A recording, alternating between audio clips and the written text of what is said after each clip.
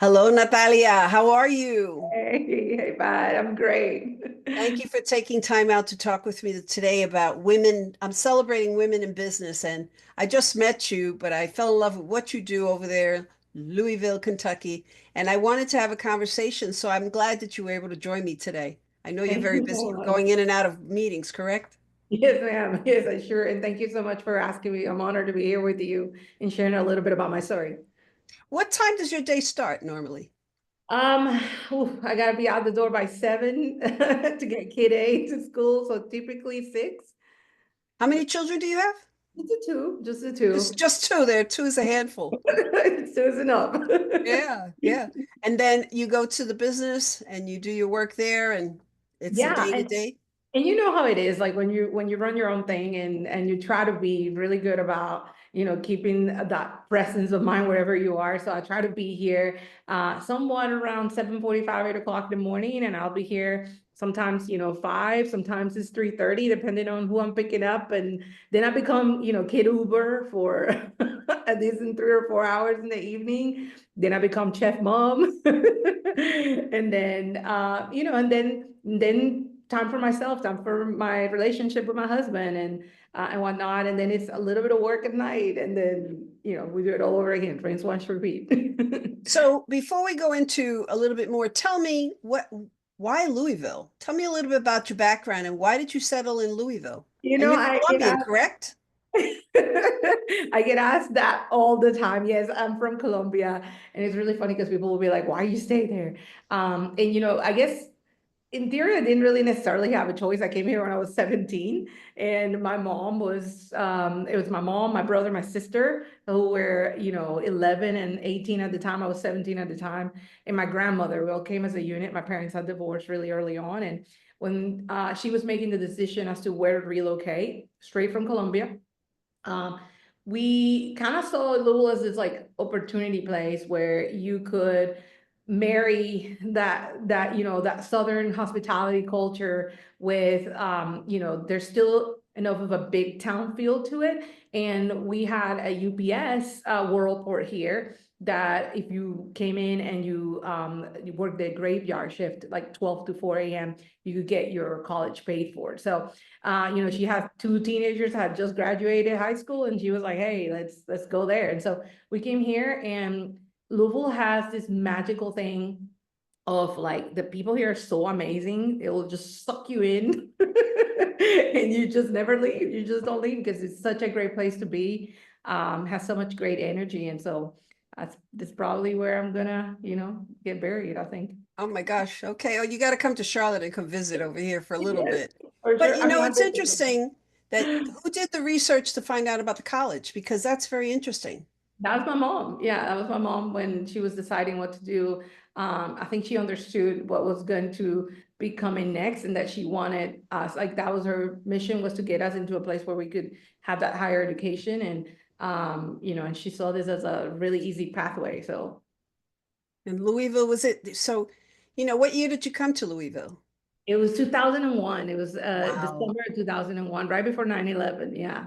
So So in 2016, you opened up your business. Tell me a little bit why you have a fantastic business, story. First of all, the name, and then why this type of business. And tell me a little bit about your business so that the people that are going to be listening to this will know more about Natalia in Louisville with the company's story, La Colombiana. for sure. So I'll tell you a little bit about my company, and then I'll kind of go into why that happened. So Story is a innovation hub and co-working space here in Louisville. Currently, we have about 22,000 square feet of co-working alongside a incubator program. We also have a nonprofit arm that is called Wild Accelerator and Wild Academy, are two flagship programs. And what we do differently than your regular co-working space or office space is we are a place for belonging and startups and entrepreneurship. And so our mission is all around helping people and providing spaces that just allow people to be their best selves, come as they are, and create amazing businesses of their own, or fulfill their life's purpose. So we offer programming, we offer connection points for people to kind of make it so that they're not just doing transactional relationships. It's not your good old networking. It's you come here and you feel at home and you feel a sense of place and belonging. So that is the business in itself. I also, as a person, have a background on, I had a software startup, just a startup that I, built out earlier on in my career. And so I also have a background in venture capital, and angel investment, in led entrepreneurship for the University of Louisville for a number of years. And all of that, I kind of try to bring my lived experience and a lens of inclusivity and equity to all the things that I do. So that's So how a little many bit. companies did you get involved with as an angel investor? So in my portfolio, I have about 7 or 8 right now. Oh, I just started this in 2022, so about 2.5, 3 years ago. And it's kind of fun because, I get to see on the ground floor what's being built in the community. And so not only can you come in and help people build those companies through connections and space and things like that, but you get to be on the ground floor of strategic thinking and seeing how things are made. So it's really fun. It's a great for people with ADHD, such as myself. It's never a dull. It's really, really fun.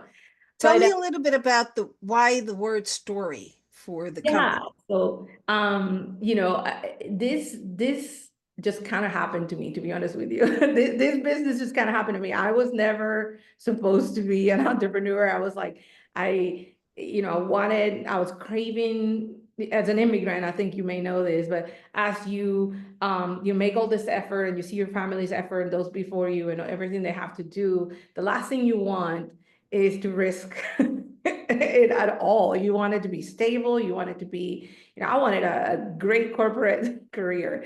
And so my background actually started in retail. So I went into corporate retail really early on, which gave me a great sense of like how to sell things and whatnot. And I was doing an amazing, as a 20-year-old, I was doing an amazing job with that. And then I had a child, and after I got married and all that, and they put that baby in my arms, and you're looking at the baby, and I'm like, okay, I'm supposed to tell you to go follow your dreams and do all of that, but I'm so concerned with like that safety that I have left all of that creativity and all of that behind. So I had to make a change, and I started as a creative entrepreneur actually really early on, was sort of seeking that fulfillment on photography and video and things like that.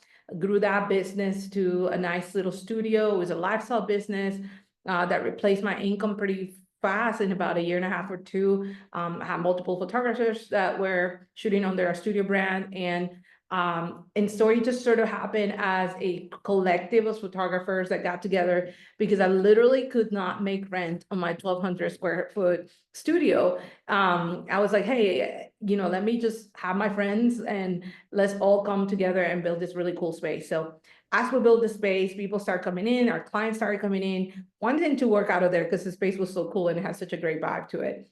This is back in like 2015, 2014, when co-working and WeWork wasn't Wasn't really like. even a mindset. Nobody knew about co-working. So I was like, okay, cool. We'll put some Wi-Fi on and I'll give you the password. You pay me $50 or whatever it is, $100.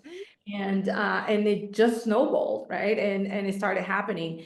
And, a lot of what was happening in this space was people that were creative, bringing their thing to life. And part of this was like, we're the movers, we're the shakers, we're the storytellers of our city.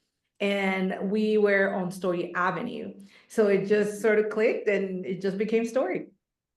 You're in the area of it's called NULU, which Yes. is it's New Louisville. Yes. There's a lot of artists and it reminds me in Charlotte, we have a place called Noda. It will Mm-hmm. never be the village, but it's Yes. kind of bringing people together that have the creative atmosphere. And when I walked into your location, because I would love Louisville, I'm not going to move there because Charlotte people would be very upset. My husband would be very upset, but it was a very welcoming place from the person that I met up front to the time that I went to the back to see other people. Everybody was talking, people were creative. They were Yeah. talking business, they were developing ideas, or they were just having coffee and Yeah. just hanging. But it was a very warming and welcoming place. So you did a good job in Thank creating that you. atmosphere.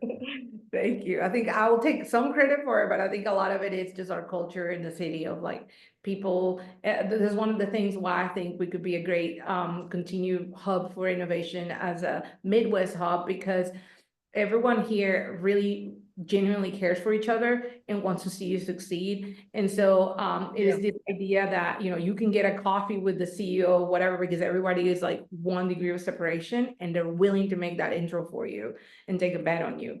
And to Now your there's point, different groups. What you're talking about is in your area that yes. everybody wants to pull together. Okay. Yeah, Okay. and well, I mean, I think this is prevalent throughout the city. I think NULU specifically is a pocket of vibrant sort of innovation and creativity. You mentioned, you know, a lot of artists, like this is a local artist, Jacob Ford. Mhm. You know, and we just support each other in that way. Like everybody here wants to see each other succeed. And NULU became this sort of like hodgepodge where artists were with each other, and then after artists, you know, come to startup founders because we're gritty and dirty a little bit, and right, and then you get investors, and then the corporates come, and so you know you have that product market fit when you have the, you know, the big names like the Humanas making bookings and Yeah. coming and being in the space, Chase, and you know, we're had hosted Google and Microsoft, and you know, you name it, we've hosted it here. And so this is a place where there's just you know, a little energy that is kind of spreading. Our Mm. downtown isn't doing as hot, so we're downtown adjacent, and so it's nice to kind of have this energy pocket here that is bringing people together of high agency and velocity, and hey, we want to see this thing go, but we're also doing, you know. You know, my son's in urban planning, and he always says Mm. and he's part of the company too. He always says the health of a company of a city, you could tell if they have walking spaces and connectivities. I saw the scooters Mhm. and that you could rent. There was walkable spaces. It just seemed to be very vibrant down there. And it was in the middle of the day. You know, it was Yeah, just not even lunchtime. It was the afternoon or early afternoon. And then got there early morning. So there were people all over the place yeah, walking and absolutely. interacting with each other. So that was exciting to see. I also found the location to be surprisingly a lot of Latinos. Um, so you know, you have your Colombian, there's like the second largest population of Cubans there. So I Yeah. was surprised to find that out. So I got an invitation to go to dinner, and we went to a Cuban restaurant, and it snapped me back if I had gone to Cuba. So it was just interesting the diversity that you find in Louisville, and you don't always hear that. You think about the Derby, the bourbon, and the food, and that's it. But now I think of, you know, it's a diversity place. It's Yeah, diverse and it's very absolutely. healthy in the way that they're seeing how they grow. They want people to communicate and connect.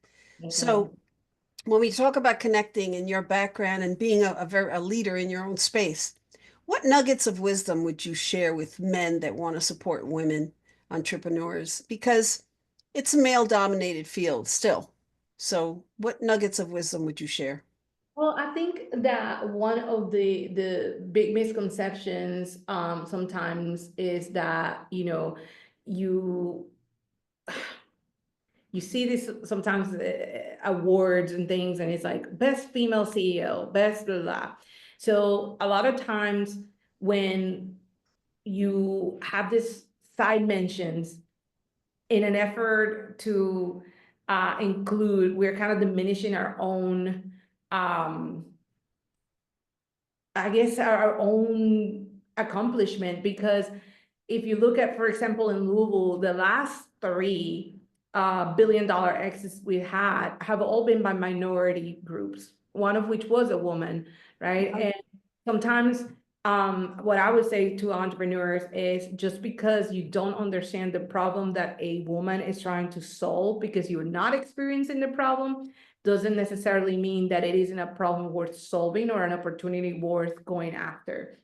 So our last billion-dollar exit here in the city was Alani New, which sold by I think it was early March or early, I'm sorry, late February for 1.8 billion. And Wow. that is a really huge sum of money. And again, it's one of those things where like she went after a market that was very specifically targeting women, young women in college, right? And it was energy drinks and supplements and protein bars and things like that, that a lot of people say no to because they didn't understand why a specific brand would help. And so I would say to men, it's like, try to step back a little bit. And when being approached by women, and if you don't understand what a woman entrepreneur is trying to solve, don't discount it. Ask yourself, do I not understand this opportunity because I haven't experienced the problem? Is it still an opportunity worth pursuing? And try to help as much as you can, right? And I think we also tend to, and so do immigrant founders, we tend to solve problems that have a community or impact layer, not always, but a lot of times. And so I think that would be some advice to kind of give some founders that are like thinking about, going fast and breaking things. Sometimes that seems to be the ethos of a lot of, and this is a huge, I'm sorry, this is a huge blanket statement. Not all men do this, but a lot of Right, founders, right, right. We you know, just want to do a qualification here, a disclaimer, not all men. disclaimer, not all of you do this, but sometimes it is this ethos in startup world of like go fast and break things, and velocity is the only thing that matters. But really thinking about being mindful and having impact in mind and inclusivity in mind with from the inception of whatever company you're building. A lot of women just naturally do that. So taking a page out of that book, it's really, really important. So opening yourself up for that feedback. And again, that doesn't make you a bad person that you haven't thought about it. It's just not how society has kind of shaped us to do it. Yeah. So you Observing said that. something, I just don't want to lose this. I'm sorry to interrupt you, but you said something very interesting. You said playbook or a page out of the playbook. Tell me what you're talking about, because there's a lot of women that want to start their own businesses and they think that there's a path that they have to always follow to be successful. Do you make the playbook as you go along, or is there a standard playbook for women to develop I or to think follow? I think that every human should do. I think every human has a different definition of success, right? How I define success for myself is different than you, and you're a very successful person, and I'm a very successful person, or I'm experiencing success at this moment, right? And that is on my own terms and by design. And I think that the playbook is going to greatly vary depending on what it is that you're trying to accomplish and how it fits with your life. And so I think when I say take a page out of their playbook, I mean more like, ask when you align with someone's success, when you're like, hey, I want something similar to this is what I'm aiming for. Really be mindful of thinking about how is it that they're building, right? I think the fallacy is to believe that you need to hit XYZ because someone else did it in order to feel success. And I think we need to stop looking outward, start looking inward, right? And say, there's a concept in Japanese culture called ikigai, which is, aligning, and you're nodding at me, which I know Yeah. makes you think you know what I'm talking about. And is if we can each find that ikigai, that purpose, and how it connects with the world, and how it connects with how we can get paid for things, right? What Yeah. we're good at, and we can all kind of exploit that into a meaningful business. That alignment is gonna win every time. That alignment, even if your definition of success isn't to make 100 million a year or sell your company for 1.8 billion, right? Maybe you just want to make $100,000 a year. Maybe you just want to make $300,000 a year. That is perfectly okay. So build for what you want instead of building for what you think that everybody else wants you to do, right? So It's a very good way of seeing things that, inwardly identify what makes you happy. Happiness means a lot. I see you're very vibrant. You're a trailblazer. You've done a great job. I don't know if everybody realizes it, but Story started as 1,500 square feet. And then within years, how long was it that you increased it to 1,200 square feet? Yeah, so we started with that, small, like I said, creative space. And in a year or two, we doubled that size, and then we went and doubled again in 2017, and then we doubled again in 2019, and then finally we're here at 22,000 square feet and doubled again. And what people don't realize is that the whole time, I was developing spaces and creating value, long-term value for our landowners, for our landlords, right? And with this last move, I was able to actually participate on the commercial real estate side of things, which a whole different skill set, by the way, that was really Right. interesting to acquire. But now we're talking about, a campus that is like 1.25 acres, in one of the biggest bubbles of real estate in our entire state. So, and that happened, over 10 years.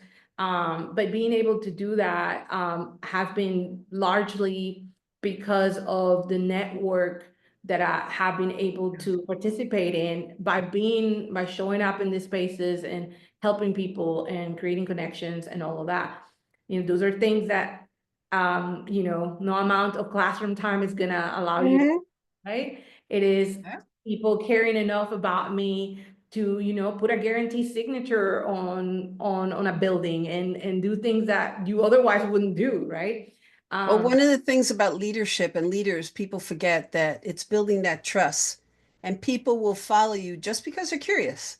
Sometimes they say, I think it was Colin Powell that said that people will follow, that he learned in his Harvard years, that people will follow you. Some will follow you because of belief. Some will yeah. say, I trust you, but some will just be curious. And let me just see where we end up. So I think that you're a visionary, and that's something that I saw from the beginning because this company, Leadership in the Cloud, started in 2013. When I started, people were like saying, What?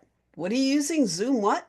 Why virtual? We're touchy-feely people. So I've been virtual since before that, since 2000, whatever. I've been virtual since 1987, I um, love when they it. used to use the dial-up.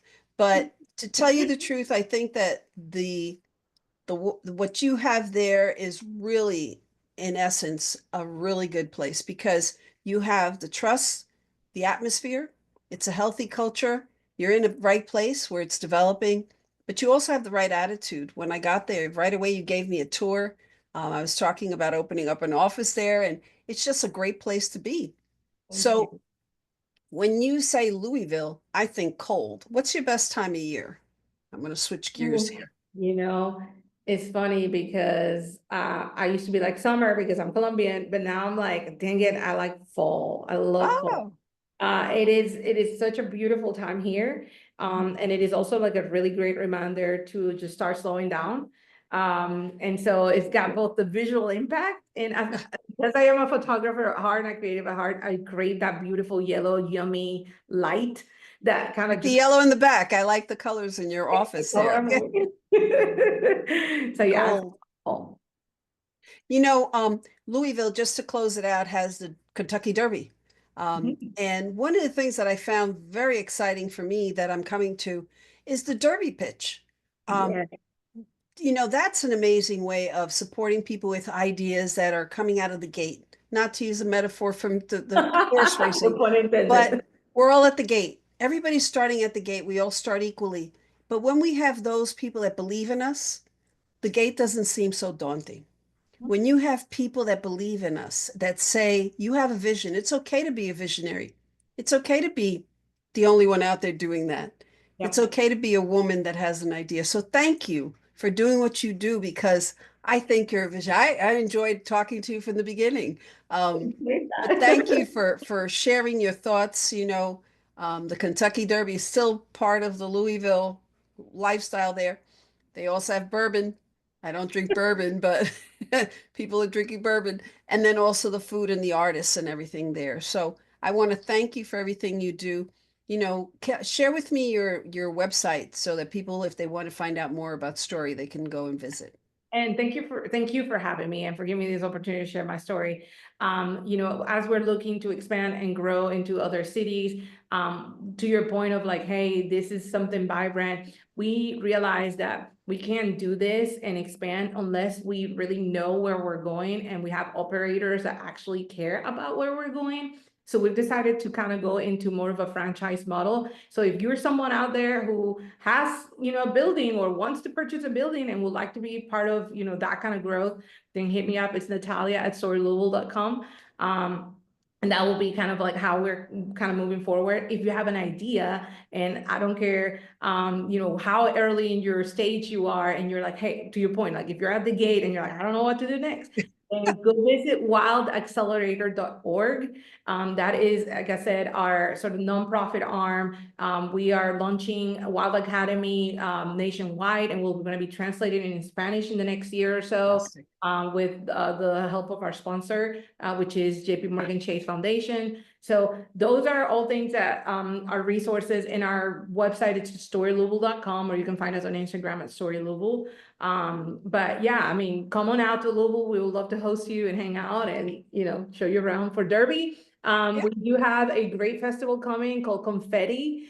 So more to come on that. And that will be part of, lots of events. When is confetti? That's going to be on the Tuesday of Derby. Starts on Tuesday and we end on Thursday. So Wow. 3 days of packed entrepreneurship, innovation, fun, and lots of pitches and all kinds of really fun stuff. So, Derby's Louisville's happening. Who knew? well, Who knew that Louisville was so much activity? Thank you again for everything you do. If you come to Charlotte, I know that everybody will have open arms. This is seen everywhere. So anybody interested, just call Natalia. You know where to find her. And Story is an amazing story in itself. Thank you for being on Cloud Chats today. I want to thank you again for being here. For those of you who want more information about leadership in the clouds, visit me online at leadershipintheclouds.com. Thank you again. Okay, let me stop the recording. Did well, very